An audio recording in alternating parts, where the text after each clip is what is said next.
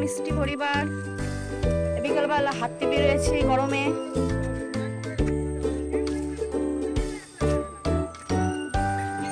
রাস্তা দেখে আসি, চলুন রাস্তাটা কেমন।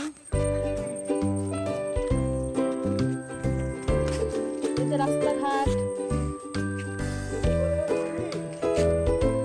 এখন স্কুলের রাস্তার দিকে যাচ্ছি, যে স্কুলে আমার মেয়ে পড়ে।